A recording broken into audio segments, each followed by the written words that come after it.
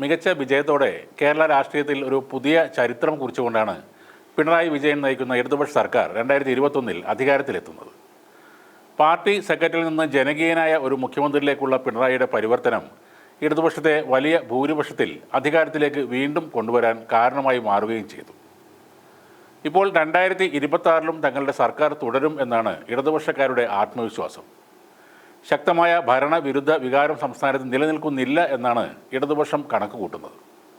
എന്നാൽ നിലമ്പൂർ ഉപതെരഞ്ഞെടുപ്പിലെ വിജയം ഭരണവിരുദ്ധ വികാരമുണ്ട് എന്നതിന് തെളിവാണെന്ന് കോൺഗ്രസും മറ്റ് പ്രതിപക്ഷ പാർട്ടികളും അവകാശപ്പെടുന്നു. എന്തായാലും അടുത്ത വർഷം കേരളം വീണ്ടും ഒരു നിയമസഭാ തെരഞ്ഞെടുപ്പിലേക്ക് പോവുകയാണ്.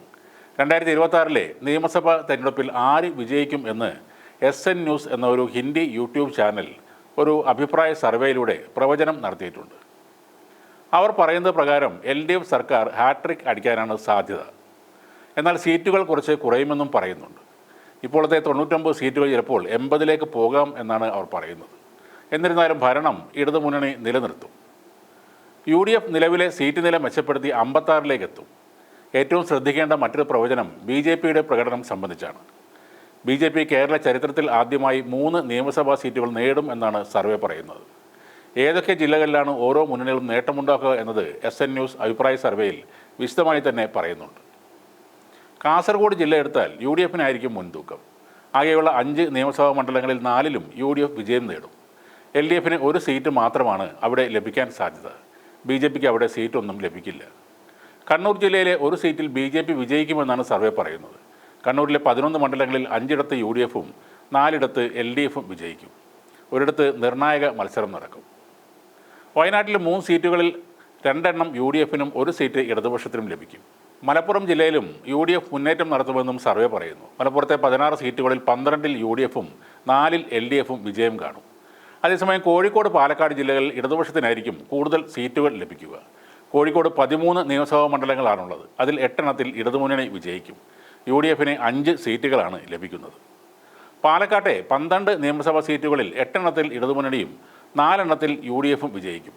മധ്യകേരളത്തിലേക്ക് വരുമ്പോൾ എറണാകുളത്ത് UDFും തൃശ്ശൂരിൽ LDFും നേട്ടം ഉണ്ടാക്കുമെന്നാണ് സർവേ പറയുന്നത്. 14 സീറ്റുകളുള്ള എറണാകുളത്ത് 9 UDFാണ് വിജയിക്കുന്നത്.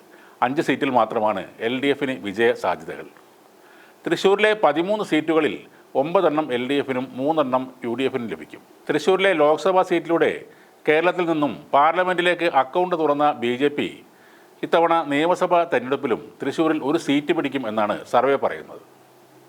ഇടുക്കിയിലെ 5 സീറ്റുകളിൽ 4 ഇടതുപക്ഷവും ഒരു സീറ്റിൽ UDFും വിജയിക്കും. കോട്ടയത്തെ 9 സീറ്റുകളിൽ 5 LDF, 4 UDF.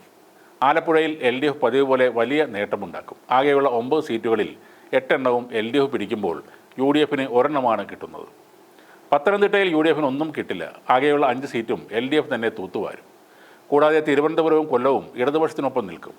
തിരുവനന്തപുരത്ത് ഒരു സീറ്റ് BJP നേടുമെന്നും സർവേയിൽ പറയുന്നു. ആകെയുള്ള 14 സീറ്റുകളിൽ 9 സീറ്റ് LDFും 4 സീറ്റ് UDFും നേടും.